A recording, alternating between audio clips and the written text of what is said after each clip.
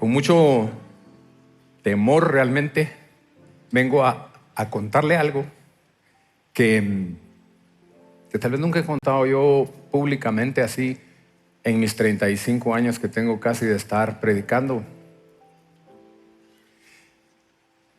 Pero llegó el día en que Dios dijo es el momento, es ahora. Quiero darle gracias a Dios por nuestro pastor, por Ronnie. Públicamente quiero hacerlo porque es su guía, es su cobertura, es su ejemplo, es su autoridad la que nos permite a nosotros estar aquí. Y es la sensibilidad que Él tiene en el Espíritu para decirnos a todos los predicadores: si tenés un mensaje de Dios en tu corazón, tenés el púlpito. Y yo creo que este es un mensaje de Dios.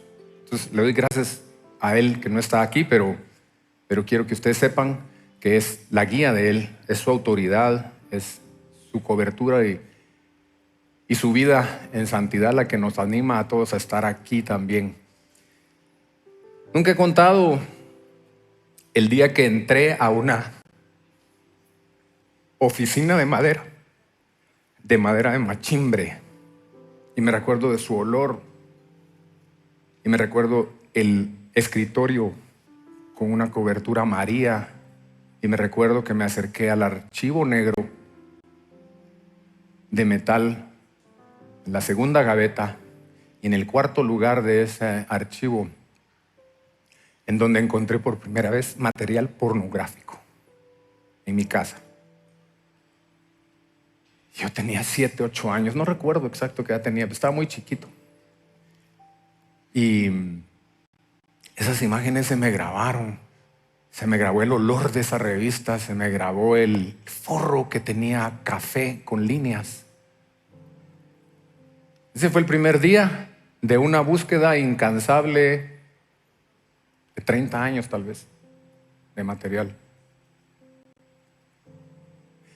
52 años tengo de tener esas imágenes en mi cabeza, como que fuera el primer día. Ese es el poder de un abuso sexual, porque yo considero que fui abusado sexualmente cuando dejaron ese material en mis manos, a mi alcance, a una edad en la que yo no sabía ni podía decidir qué era eso. Entonces este mensaje, como ya llevamos varios mensajes, ya tengo testimonios de lo que ha hecho. Y aunque algunos de ustedes crean que este no es un mensaje que debe predicarse en la iglesia, este es el mensaje que Dios tiene para usted. Yo no he predicado un mensaje tal vez más importante que este en toda mi vida.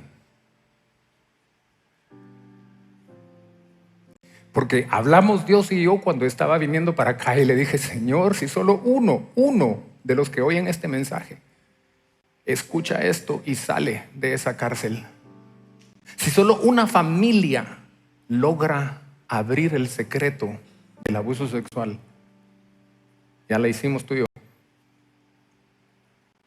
Y han sido decenas los que me han escrito ya. Pastor Ricky, me escribe una joven hoy, después de uno de los servicios: hoy estuve en el servicio de las 8 y entendí al fin que yo fui abusada a los 8 años. Igual que usted, yo encontré pornografía en una gaveta de mi papá. Encontré un video pornográfico después que era de mi papá, y por nuestros bajos recursos, mi hermano y yo dormíamos con ellos, lo cual me llevó a escucharlos cuando estaban en intimidad. Y todo eso me llevó a ser una adicta a la pornografía. Actualmente estoy casada y todavía consumo pornografía. Hoy el Señor me habló en su prédica y me di cuenta que yo fui abusada y que por eso he pasado tantas cosas. He buscado la aprobación de los hombres, he tenido desórdenes alimenticios, odio la forma como me veo físicamente. La alabanza que cantaron al final siempre ha sido de mis favoritas, pero hoy en su prédica tomó otro sentido. Gracias por dejar de usar. Gracias al Señor. Me escribió un joven, su foto de perfil me dice que es jovencito. Gracias, pastor, porque hoy entendí que esto que estaba cargando fue un abuso que a la edad de 4 años un primo mayor que yo lo hizo. Y cuando se lo comenté a mi mamá, me agarró y me pegó. y jamás se habló de eso. Al día de hoy no se ha tocado el tema. Yo desarrollé homosexualidad y he estado luchando con esto. Es un proceso tan duro que yo creí que no podría salir, pero el último testimonio que usted contó y el libro que usted recomendó me da aliento y me da fuerza para saber que sí se puede. Sí se puede.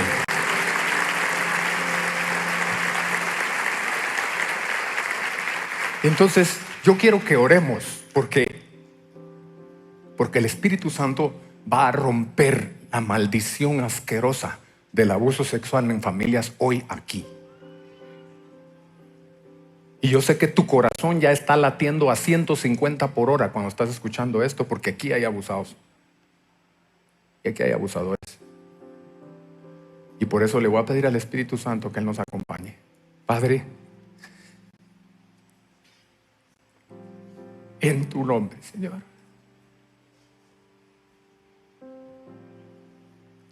Porque para este tiempo he llegado, para esta hora nací. En tus propósitos, hoy me veo aquí. Prepara los corazones, prepara las vidas, las mentes. La obra del diablo, Señor. Para eso apareció tu Hijo, para deshacer esa obra que ha venido gestándose en innumerables familias aquí. En el nombre de Jesucristo, tomando la autoridad y el poder que tiene ese nombre de Yeshua HaMashiach. Pongo este mensaje, Señor, en el nombre de Jesús. Antes de que entremos, gracias. Antes de que entremos al mensaje, necesito pasarle algunos números para que usted vea la magnitud del problema. Porque nuestro gran problema es que no sabemos que esto es más que una pandemia. Y entonces ni lo hablamos, ni nos interesa oírlo. Alguien preguntó después del primer servicio, ¿y a quién va dirigido ese mensaje entonces? ¿A usted? Iba a decir.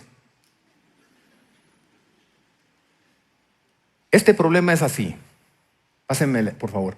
Hay 4 tipos de abuso que se cometen o se generan en las familias. Está el abuso psicológico, emocional, el manejo de las emociones. Está el abuso físico, golpes, abuso de violencia física. Está el abuso económico, cuando el dinero es manejado por uno de la familia y es el que manipula diabólicamente el manejo del dinero en esa familia. Y está el abuso sexual. Yo voy a enfocarme en el abuso sexual, pero los principios que yo le voy a enseñar se aplican a todos los demás. ¿Ok? Entonces, las estadísticas dicen lo siguiente. Bueno, primero definamos el abuso sexual. El abuso sexual se define como la exposición o la imposición, ya sea exponer a alguien o imponerle a alguien, a un niño, alguna actividad o material sexual sin su consentimiento. Y también a una edad en la que no sabe qué hacer con eso. Eso es abuso sexual. Y puede ser físico, tocar y hacer. Puede ser verbal, hablar cosas sucias.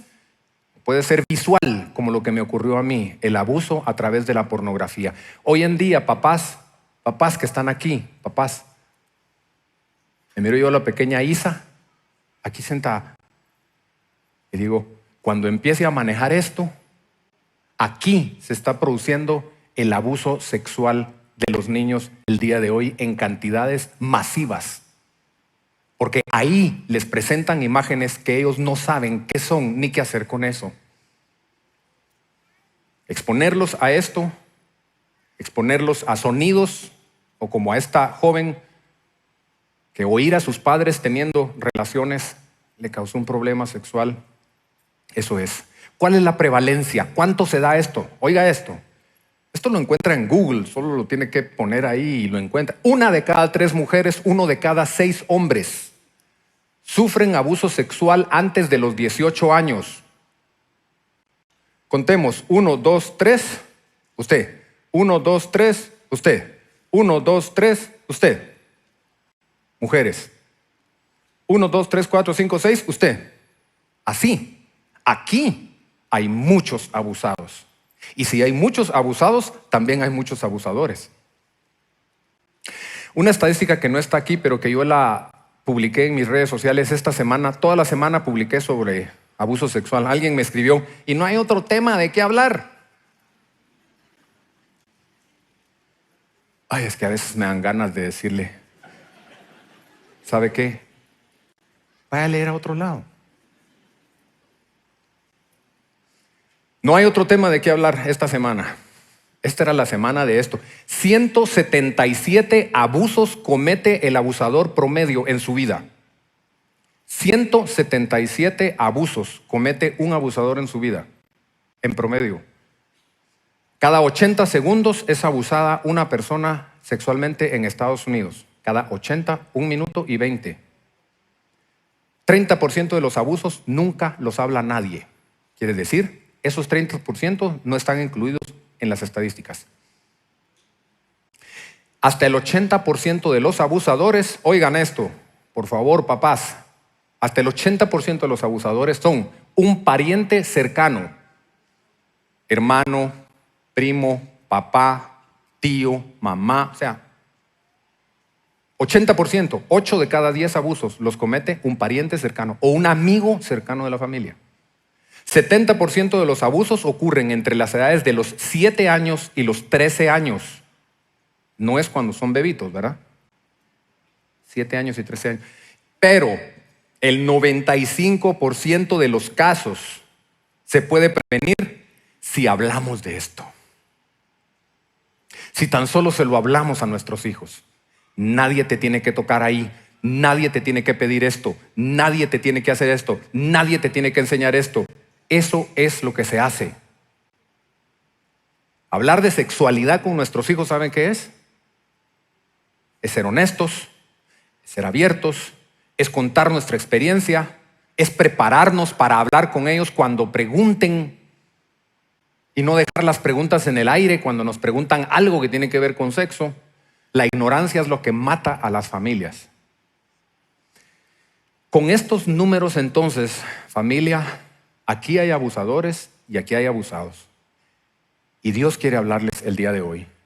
Porque esto sucede en cualquier familia, en cualquier estrato social, económico, educativo, financiero, lo que sea, en cualquiera. Hasta en la Biblia. Sí. Y la Biblia tiene un caso del que les quiero hablar, que es el caso de la familia de nuestro amado el rey David y el caso de Amnón y Tamar, porque pasa en todos lados. Y dice así esta historia. Escúchenla bien porque la historia le da el contexto a todo lo que les voy a hablar. Es que no se me distraiga. Puede respirar ahorita. Porque estos temas los pone en un estado catatónico. Aquí a todos. Sí. Qué bueno que ponen atención. Ahora bien, dice la Biblia, Absalón, hijo de David, tenía una hermana hermosa que se llamaba Tamar. Ha de haber sido preciosa Tamar. Y Amnón, un medio hermano, o sea, hijo de David, pero de otra mamá, deseaba poseerla con todas sus ganas. Amnón se obsesionó tanto con Tamar que la lujuria lo enfermó. Ella era virgen y Amnón pensó que nunca iba a poder hacerle algo, poseerla. Pero Amnón tenía un amiguito, como esos amigos que a mí me empezaron a proveer de pornografía cuando estaba como en 6º de primaria. Y ellos estaban en 4º, 5º curso del colegio, me acuerdo. Me llevaban la pornografía a la casa para atarme más en eso. Tenía un su primito llamado Jonadab y el primo le dijo, pero ¿cuál es el problema, primo? Tú eres el hijo del rey, ¿por qué estás abatido? Y le dijo lo siguiente, se lo voy a resumir. Vos hacete el enfermo, decirle a tu papá que estás enfermo y que necesitas que tu hermana Tamar llegue y te prepare una comidita. Cuando ella llegue, la agarras, la metes al cuarto y ahí la violas. Y así lo hizo Amnón. Dice que cuando llegó Tamar, la agarró y le dijo, hermana amada, acuéstate conmigo. Y Tamar le dijo, no, hermano mío, no seas insensato, no me hagas esto. En Israel no se debe de hacer tal perversidad. ¿A dónde voy a poder ir con esta vergüenza de haber sido violada? Y a ti te dirán que eres uno de los más idiotas, porque eso quiere decir necios, de Israel. Solo pídele a mi papá que me dé en casamiento y te permitirá casarte conmigo. Pero no, la enfermedad sexual que tenía Amnón, la lujuria que tenía, no dejó que la escuchara. Como era más fuerte, la violó. Y en ese mismo instante, dice, el amor que Amnón le tenía se transformó en odio y la llegó a odiar más de lo que la había amado. Perdón por la corrección en las versiones de la Biblia, pero esto no es amor, queridos amigos. Porque el verdadero amor no produce odio después de tener sexo. Esto se llama lujuria. Entonces leámoslo bien y dice, pero de pronto la lujuria que tenía por ella se transformó en odio, tanto que la echó de ahí. Entonces vino su hermano Absalón, el hermano de Tamar, y le preguntó, ¿es cierto que Amnón te violó? Bueno, hermanita, quédate bien calladita, le dijo. No vayas a decir nada porque es tu hermano. Y no te angusties, anda a la casa, yo ahí tengo un cuartito para ti y ahí te quedas. Y la Biblia dice, entonces Tamar vivió su vida como una mujer desconsolada en la casa de su hermano Absalón. Y cuando el rey David se enteró que había sucedido todo esto, se enojó mucho. Y luego Amnón nunca habló de esto.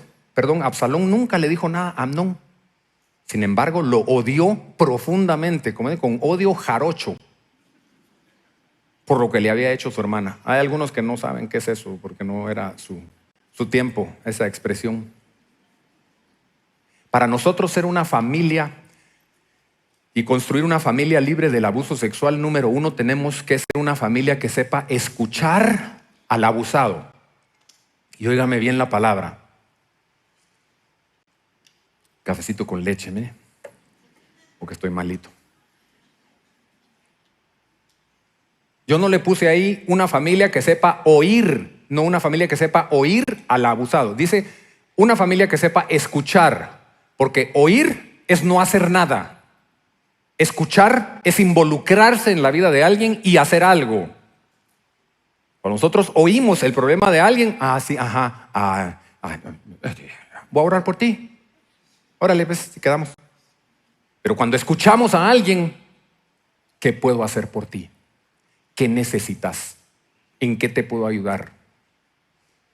¿Sabe que Absalón le dijo, hermanita, quédate callada, porque él es tu hermano?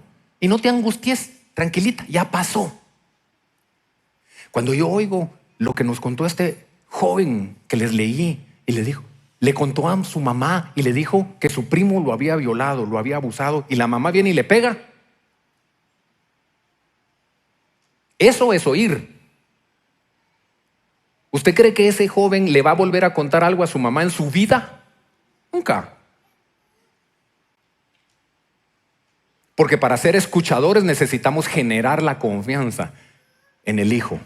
El hijo tiene que saber que puede llegar a nosotros y vamos a hacer algo con lo que nos dice. Vamos a hacer algo con su necesidad. Pero les voy a dejar bien claro esto para los que tienen niños pequeños, en edad pequeña hoy en día. Por favor, escúcheme esto. Si su hijo un día llega y le dice, a mí me pasó esto, con mi tío, con mi primo, como sea, créale. Por favor, créale, porque los niños no tienen ni la imaginación ni la capacidad de inventarse historias de ese tipo. No lo tienen, no tienen la maldad como para hacerlo. Si su niño le dice o su niña le dice que está pasando algo, le están pidiendo algo, usted mira que su niño o su niña cambia de actitud, cambia de temperamento, se vuelve introvertido o introvertida, se vuelve rebelde. Algo pasó en ese corazón, porque no venimos así. Yo no era introvertido. Y la adicción transformó mi carácter. Y mi esposa me dice, cuando empezaste a sanar, empezaste a cambiar.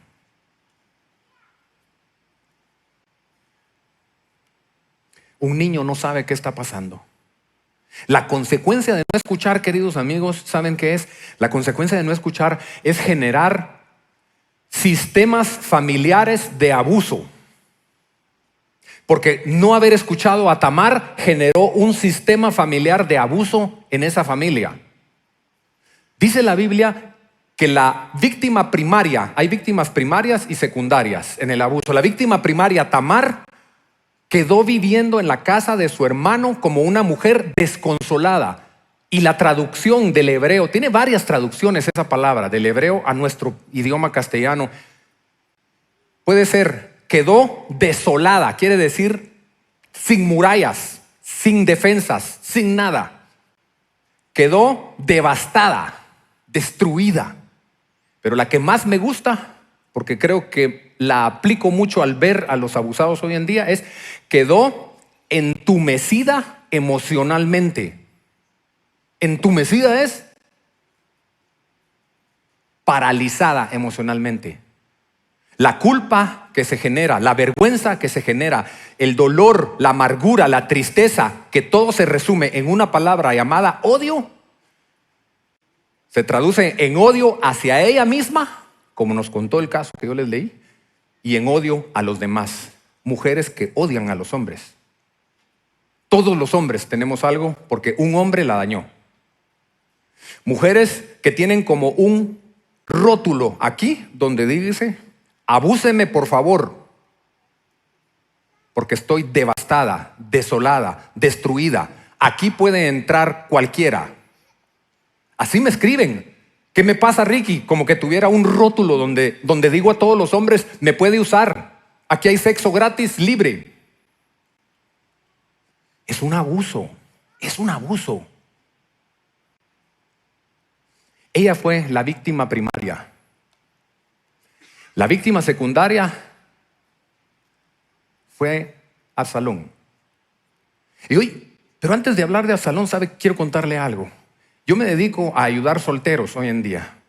Mi labor es ayudarles a poder sanar su corazón y generar relaciones sentimentales sanas, duraderas, matrimonios para toda la vida, contentos. En este curso de este año tengo 200 estudiantes. 50% de ellos fueron expuestos a un abuso sexual. Ahora entiendo por qué a los 35 años o a los 40 años no logran conseguir una pareja. Absalón se convirtió en una víctima secundaria porque se amargó. Él no dijo nada. Pero el odio que sintió se cultivó por 3 años hasta que un día mató a su hermano. Y luego de eso, ahí no terminó su odio, porque su odio no terminó con matar. Agarró a las 10 concubinas de David y en el techado del palacio, a la luz y a la vista de todo el pueblo de Israel, dice, violó a las 10.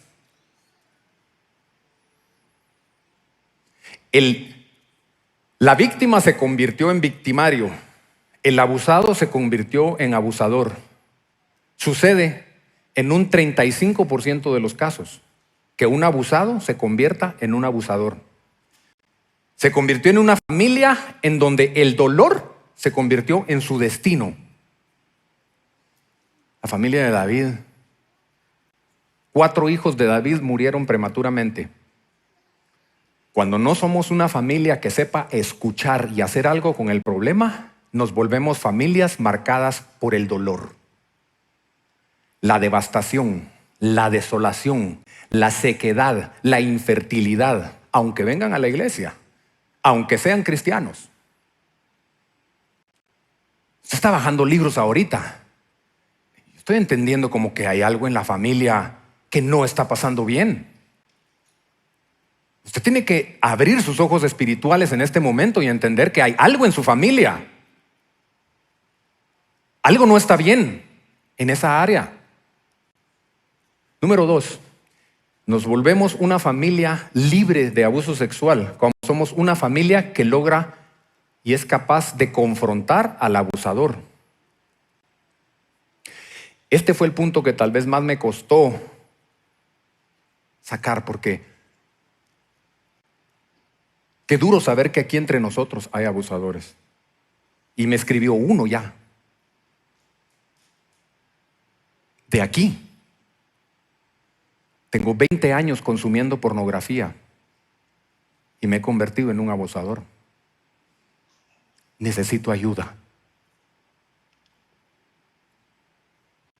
Aquí está la ayuda. Cristo te puede ayudar. Porque la mayoría de los abusadores que hoy he logrado conocer son personas que fueron abusadas. O son personas que están en tanta oscuridad, en tanta tiniebla de la pornografía, que ya no saben, ya no tienen juicio.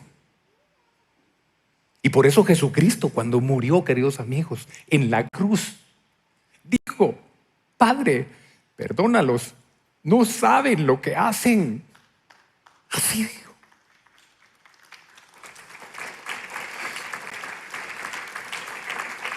Yo quiero tener un poco de compasión con el abusador, aunque no soporto la idea de pensar que alguien va a tocar a alguna de mis nietas, por ejemplo. Pero tengo que entender que ese hombre no nació así.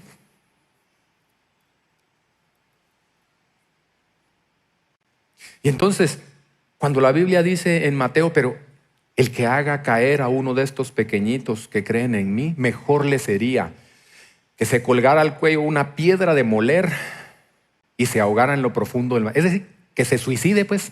Que se suicide. Así dice la Biblia. Cometer eso es mejor que te suicides. Pero Cristo vino para dar esperanza.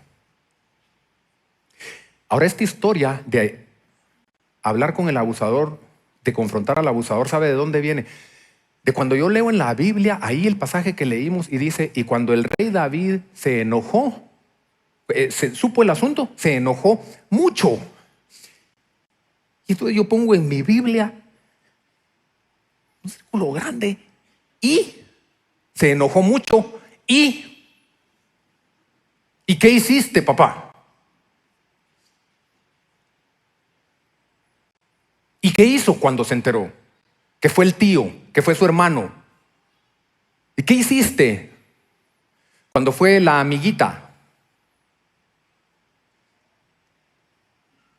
Porque por no haber hecho nada, Amnón siguió destruyendo vidas.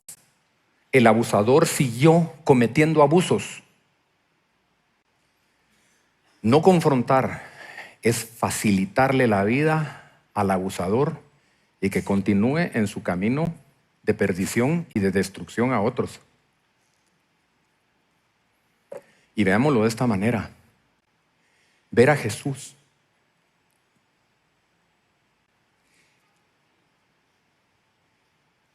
derramando sangre gota a gota en la cruz. Véalo ahorita.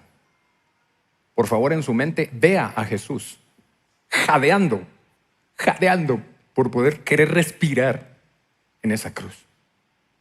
Muriendo por el amor que nos tiene. Pero le voy a decir algo. Está muriendo porque de ese tamaño es el aborrecimiento que le tiene al pecado. De ese tamaño es. Entonces es diferente verlo así.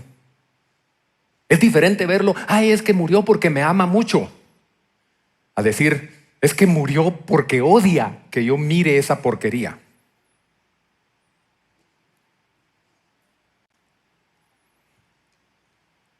Respiremos.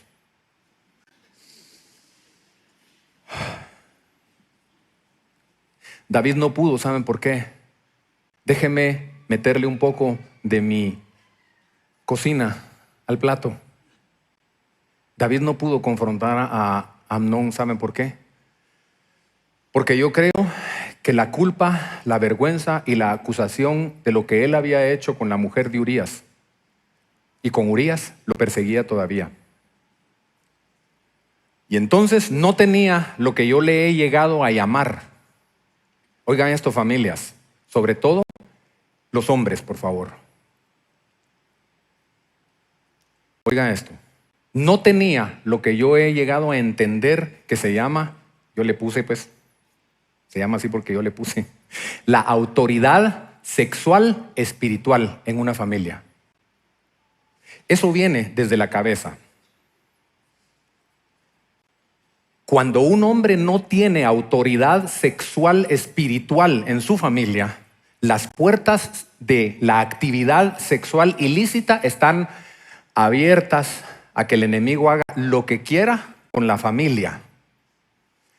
Cuando un hombre está viendo pornografía en forma continuada y sin arrepentimiento, tiene las puertas de la sexualidad desordenada abiertas sobre él y sobre su casa.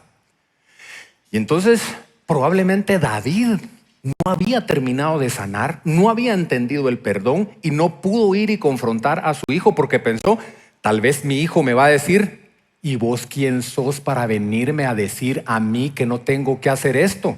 Vos no solo la violaste, vos te echaste al marido. Pero si David hubiera estado bien sano, tal vez le hubiera dicho, claro, eso fue lo que hice, pero no es lo que soy. ¿Cuánta familia aquí está viviendo esto? ¿Cuánta mujer abusada hay aquí? ¿Cuánto hombre abusado hay aquí? Dios te está hablando. Termino este punto con esto porque no lo puedo dejar pasar y es: una familia que confronta al abusador también incluye esto en algunos casos. Una familia que confronta al abusador es una familia que denuncia al abusador. Se nos ha tachado a la iglesia como que somos un lugar en el que se apapacha y se amamanta a los abusadores, y no es así, por lo menos no en esta iglesia. No. Si hay un caso extremo, no arrepentido, continuado, de un abuso que pone en peligro inclusive la vida de alguien, se le denuncia ante las autoridades, porque hay personajes que no se detienen hasta que no los encierran. Amnón no lo detuvieron hasta que no lo mataron. Tuvieron que matarlo para que se tuviera. El punto número 3 es el mejor de todos. Es la esperanza. Es el futuro. Porque para ser una familia libre de abuso sexual, después de escuchar al abusado y hacer algo, después de confrontar al abusador y detener el abuso en esa familia, podemos extender gracia y perdón al abusado y al abusador.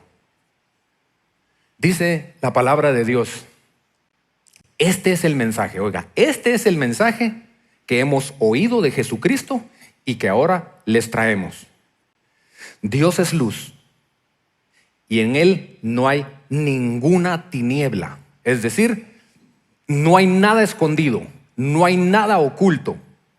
Si decimos que somos cristianos, no hay nada escondido, no hay nada oculto. Yo le estoy contando esto con mi hija y mi esposa aquí enfrente. No hay nada escondido en mi vida. Ya no hay nada oculto ahí. No hay nada secreto. Si decimos que tenemos comunión con Él, si venimos a la iglesia y servimos en algún ministerio, pero estamos escondiendo secretos, esa es mi versión, versión RMA, Ricardo Marroquín Archila. Si estamos escondiendo secretos, entonces andamos en tinieblas, mentimos y no practicamos la verdad. Cuando hay una familia que esconde secretos, no es una familia que pueda extender gracia y extender perdón. Tenemos que ser una familia que destape los secretos, que empiece a caminar en la luz, en la transparencia, porque si decimos que andamos en Dios, no podemos tener cosas escondidas. Entonces, yo quiero hacer este último punto muy, muy vivo, muy práctico, que usted sienta esto es lo que se está viviendo. Entonces, tengo testimonios y tengo un video, pero quiero decirle lo siguiente antes de presentarle el material. Una familia que le extiende gracia al abusador es una familia que detiene al abusador. No lo tapa, no lo esconde, no lo protege, sea quien sea, por el daño generacional que puede causar en su familia, ¿no? Es generacional el asunto.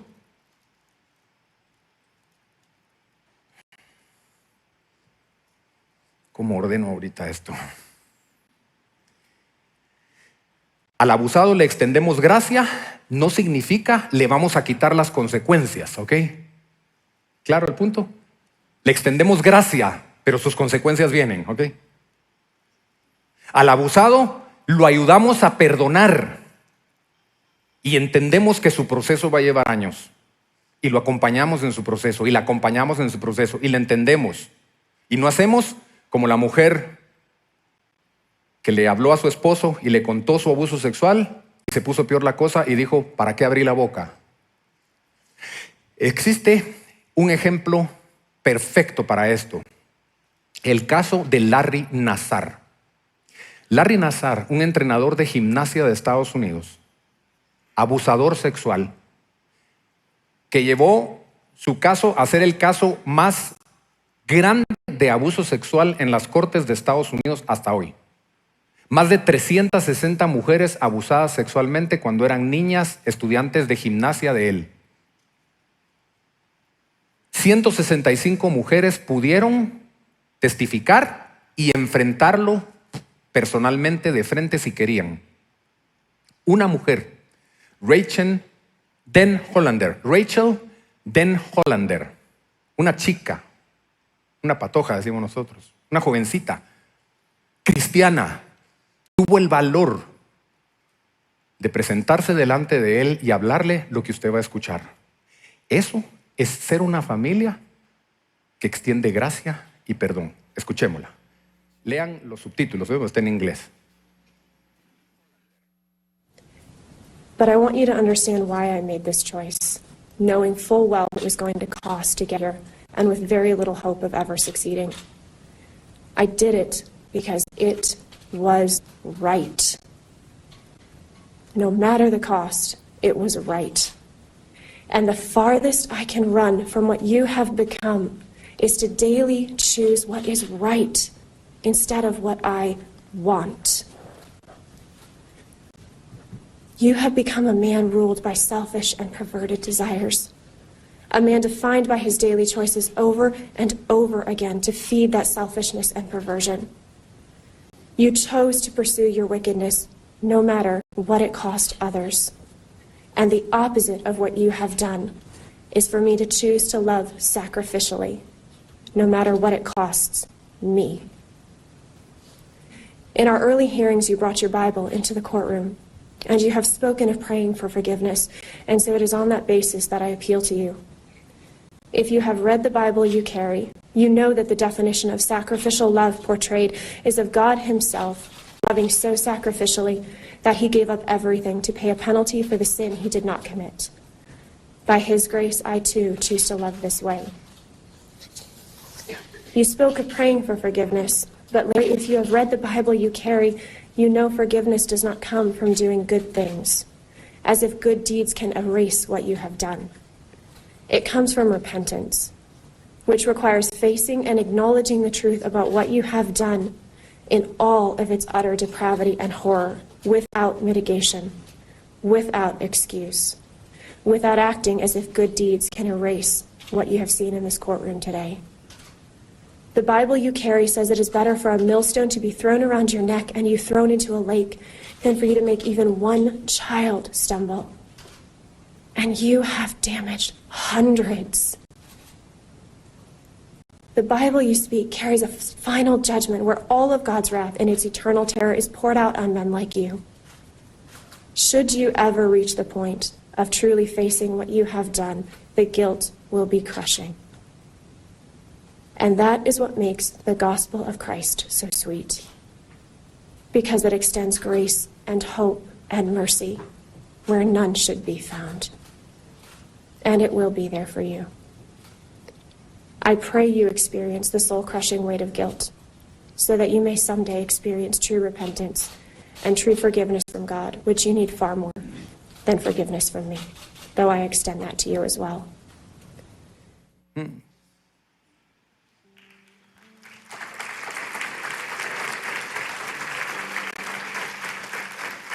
Este es solo un trozo de los 45 minutos que ella le habló a él de frente.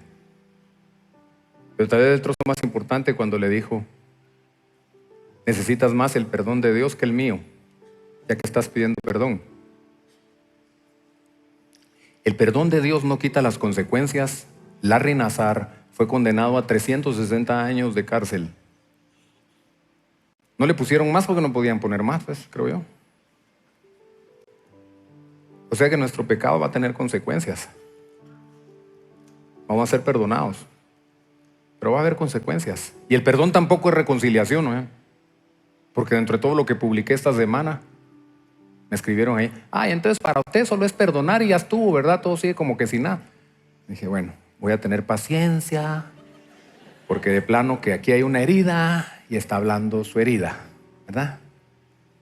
Dije, no, el perdón no necesariamente significa reconciliación, ¿ok? No necesariamente, aunque ocurre, como en estos casos que le voy a poner ahorita. Pónganme las fotos ahí, por favor. 4 mujeres: Joyce Meyer, Christine Caine, Kay Warren, la esposa de Rick Warren, y Beth Moore. 4 de mis héroes, heroínas de la fe. Las escucho muchísimo, muchísimo, las escucho. Tienen un material demasiado, demasiado bueno. Joyce Meyer, abusada sexualmente desde los 8 años hasta los 18 años. Cuenta que más de 200 veces fue abusada por su papá. Christine Caine fue abusada desde los 3 años, 3 añitos. ¿Verdad? No. 3 años hasta los 15 años por 4 miembros de su familia. Kay Warren fue abusada por un trabajador de la iglesia en donde asistían en la escuela dominical. No conozco bien cuál fue el caso de Beth Moore, pero ella habla sobre el abuso sexual y no conozco cuál es su caso, pero el caso que más conozco, porque es a la que más he escuchado, es a Joyce Meyer. Ella dice que un día la estaba abusando su papá y su mamá abrió la puerta y entró, cerró la puerta y se fue y nunca hizo nada.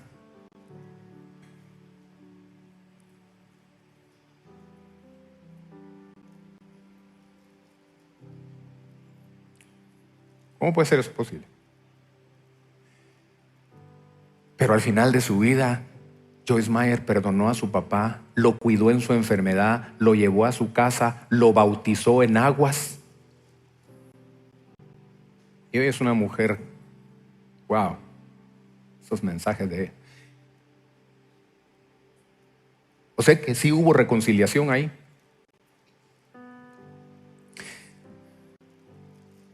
Termino aquí. Ellas 4 se preguntaron un día lo que ustedes se están preguntando: ¿dónde estaba Dios? ¿Por qué permitió Dios que pasara eso siendo niñas indefensas? Y las 4 dicen: yo no encontré una respuesta del por qué, pero encontré una respuesta del para qué. Joyce Meyer, ¿sabe qué dice en su testimonio? Búsquelo en YouTube. Dice Joyce Meyer: yo le doy gracias a Dios por haber pasado por esto, porque si no hubiera pasado por esto, no estaría aquí hablándole a usted de esto. Y yo pasé años preguntándome en mi interior: ¿Qué hubiera sido de mi vida si yo no encuentro esa revista pornográfica en mi casa? ¿Cómo hubiera sido mi vida? Si me pasé 30 años casi de mi vida y sirviendo a Dios con un secreto adentro. Hasta que encontré una frase de Brené Brown que me respondió la respuesta de tantos años. Y se las comparto hoy, porque creo que esto es lo que cada una de ellas se responde. Un día, dice Brené Brown, contarás tu historia de cómo superaste el dolor, la culpa y la vergüenza. Y tu testimonio se convertirá en el manual de supervivencia de alguien más.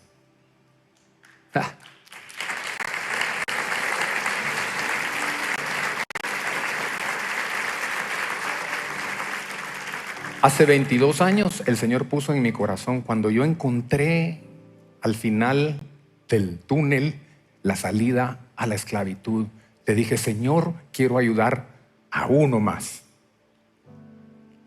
Y abrimos Libres en Cristo.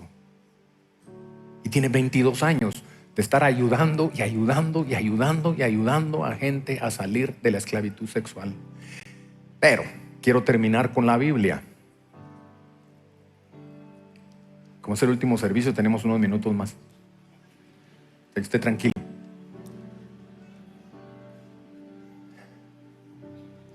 Usted puede ser hoy algún personaje de la Biblia. Y hay dos personajes diferentes en la Biblia, con el mismo caso, pero con diferente desenlace. Está Tamar, que ya le conté yo, que terminó desolada, aislada socialmente, sin pareja, amargada en la casa de su hermano. Y está el caso de Rahab, la prostituta. Rahab, la famosa prostituta de la primera ciudad que Israel tenía que conquistar. Fíjese que para haber llegado a ser, déjeme darle un contexto, para haber llegado a ser prostituta, esa pobre mujer tuvo que haber sido abusada de chiquita. Porque el 90% de los casos de prostitución tienen como antecedente un abuso sexual. Entonces yo me imagino que a Rahab la abusaron, se convirtió en prostituta. La familia de ella vivía de ella, de sus ganancias.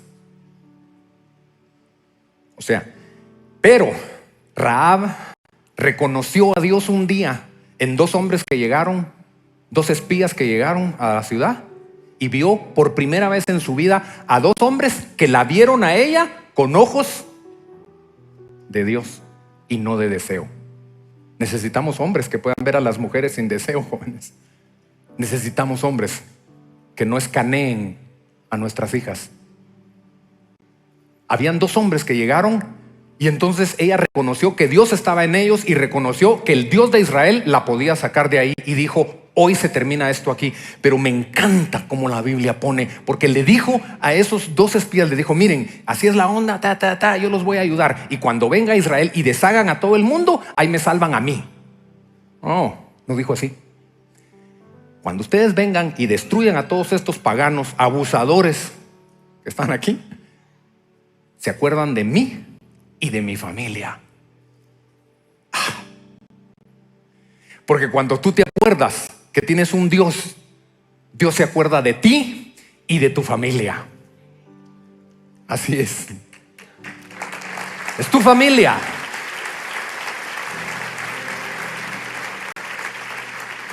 Rahab decidió que el dolor y la vergüenza no iban a definir sus generaciones. Y la Biblia cuenta en el Nuevo Testamento, dice que Rahab está metida dentro de la genealogía de Jesucristo. Solo 5 mujeres mencionan la genealogía de Jesucristo. Una de ellas es una abusada prostituta. Del linaje de Rahab viene Booz, que redimió a Israel también a través de su sobrina. Dios conoce tu pasado, pero también sabe cuál es tu futuro. ¿Qué vas a hacer hoy? ¿Vas a ser Rahab o vas a ser Tamar. Porque fíjese que Tamar, un solo abuso le destruyó la vida y el futuro. A Rahab, una vida de abuso como la de Joyce Meyer, como la de Christine Caine, la empoderó para llegar a ser antecesora del Salvador de este mundo. Tu vida puede ser eso. Pongámonos de pie. Esa canción que mencionó esta chica que me escribió,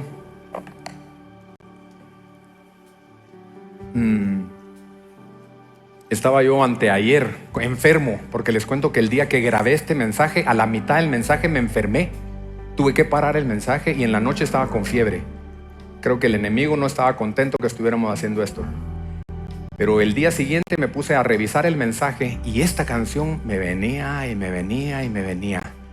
Así como le dio otro sentido a esta patoja que nos escribió, a esta joven que nos escribió, puede ser que Dios le dé otro sentido y que de hoy en adelante, cuando lo escuches, entiendas, aquí se termina todo. Voy a hablar, voy a escuchar al que me hable, voy a confrontar al abusador, porque aquí se termina la maldición generacional. ¿Ok? Cantemos. Ha sido largo el viaje, pero al fin llegué. La luz llegó a mis ojos, aunque lo dudé. Fueron muchos valles de inseguridad los que crucé. Fueron muchos días de tanto dudar, pero al fin llegué a entender que para esta hora he llegado, para este tiempo nací, en sus propósitos eternos yo me vi, que para esta hora he llegado, aunque me ha costado creer, entre sus planes para hoy me encontré. Y nunca imaginé que dentro de su amor y dentro de sus planes me encontrará yo. Fueron muchas veces que la timidez me lo impidió. Fueron muchos días de tanto dudar, pero al fin llegué a entender que para esta hora he llegado, para este tiempo nací, en sus propósitos eternos yo me vi, que para esta hora he llegado, aunque me ha costado creer, entre sus planes para hoy me encontré. Para esta hora he llegado, para este tiempo nací, en sus propósitos eternos yo me vi. Para esta hora he llegado, aunque me ha costado creer, entre sus planes para hoy me encontré. Sí, Señor. Es para este día, es para esta hora.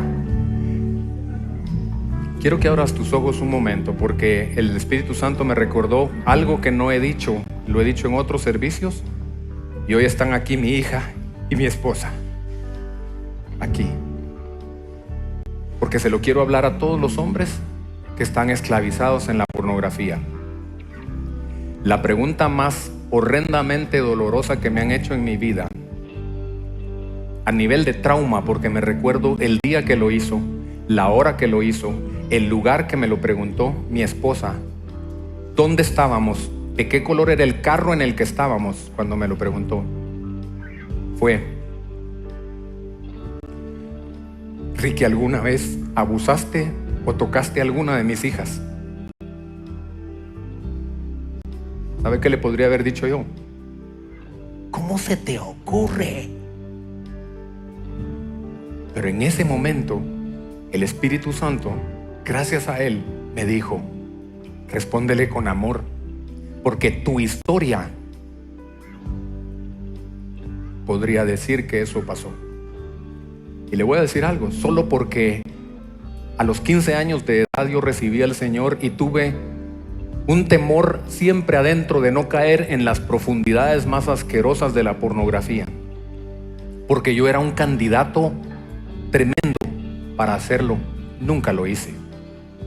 Tuve temor siempre de acercarme de alguna manera no limpia a mis hijas. Y aquí está una de ellas, porque yo no las podría ver de frente si eso hubiera sucedido, pero lo tengo que hablar. ¿Saben por qué? Una pregunta dolorosa, horrible, vergonzosa, que mi esposa pueda creer que eso suceda. Pero tú que estás hoy atado a la pornografía, eres un candidato potencial para ser un abusador de tu propia familia. Cierren sus ojos, por favor. Padre, hoy vengo a orar por el abusado, Señor, la persona a la que le han quitado la inocencia, aquella mujer, aquella niña, aquel niño a quien le hicieron algo, le mostraron algo que no deseaba y le han distorsionado su sexualidad completamente. Hoy ha escuchado este mensaje y hoy entiende que el camino es hablar. Confesaos vuestros pecados unos a otros y orad unos por otros para que seáis sanados, dice su palabra. Hoy entienden que el camino es abrir lo secreto, exponer lo oculto, y te pido que les des la fuerza necesaria para poderlo hacer hoy mismo. Hoy mismo tiene que terminar esto aquí. Como dijo Rahab, acuérdate de mí y acuérdate de mi futura familia. Yo sé que ya lo has hecho, Espíritu Santo, ya los has convencido. Y ahora oro por el abusador, Señor, porque quiero, aunque me duela adentro pensar en esto, quiero tener el corazón que tuvo Jesús al venir a morir por nosotros, que lo abusamos, lo desnudamos, Señor. Él sufrió un abuso sexual cuando lo desnudamos frente a todos y lo colgamos en ese madero desnudo. Sufrió el abuso sexual por nosotros. La persona más pura, santa del universo, con las mejores intenciones, la mató nuestro pecado, nuestro abuso. Y con esa gracia le quiero hablar al abusador y decirle: corre, abusador, corre, corre, corre hoy al trono de la gracia para recibir misericordia y auxilio para el oportuno socorro. Busca hacer restitución. Detén ya el ciclo de abuso sobre otros, porque mejor te sería amarrarte una piedra en el cuello y tirarte al fondo del mar, dice la palabra. Pero hoy Dios te está dando la oportunidad. Y oro por las familias, Señor, y los padres de hijos pequeños aquí, Señor. Oro por esos padres que tengan el discernimiento de cuidar a sus hijos, a dónde van, con quién van, a dónde vienen, con quién duermen, quién llega a la casa, a dónde se van a dormir. Señor, ten misericordia de los chiquitos. Ten misericordia de los bebés. No pueden defenderse ni saben qué les están haciendo. Padres, por favor, cuiden a sus hijos. Todo te lo pido, Señor, en el nombre de Jesús. Amén. Amén. Amén. Tomen su lugar, queridos hermanos. Fíjense que me acaban de recordar que hay algo que no leí y que tengo que leer. Porque normalmente cuando hablamos de abuso sexual, hablamos de las mujeres. Pero yo quiero traerle esperanza a los hombres. En lo que están entregando su ofrenda, no hay problema. Porque me escribió un hombre valiente esta semana. increíble su testimonio y quiero compartírselo porque le sirvió a este jovencito para oír que hay esperanza para un hombre abusado. Dice, yo aquí estoy, Ricky, abusado desde los 5 años hasta los 12 por cientos de veces por hombres, principalmente un primo mayor que fue el que empezó. El abuso no fue violento, eran jueguitos, manipulación, caricias, pero por eso nadie se dio cuenta. Por esa razón yo desarrollé una adicción al sexo gay. A los 12 años yo era adicto a la pornografía gay.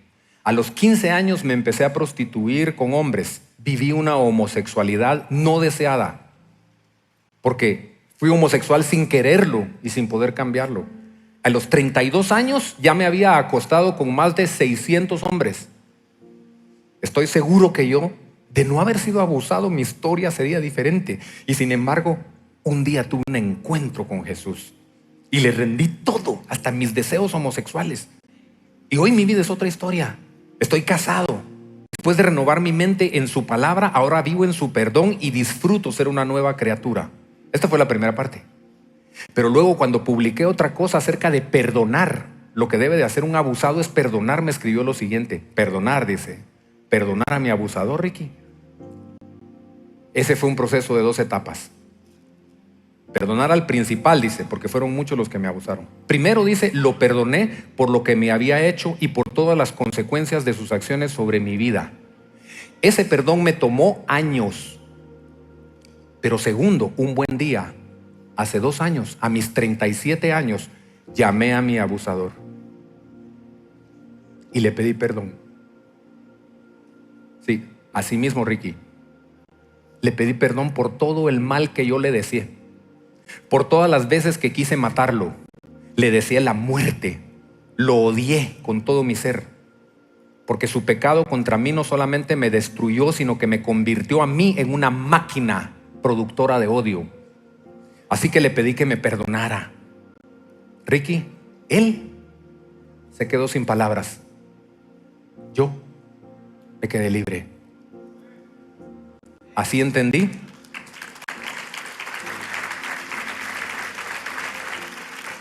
que pedirle perdón por mis pecados contra él era la forma en expresar el perdón que Jesús me dio a mí. Carlos Catari, así se llama. Y tiene un libro que se llama Inexplicable. Búsquenlo en internet, búsquenlo en YouTube. Carlos Catari. Si conocen a algún hombre que lucha con la atracción homosexual. Dios les bendiga. Ahora sí, ya terminé.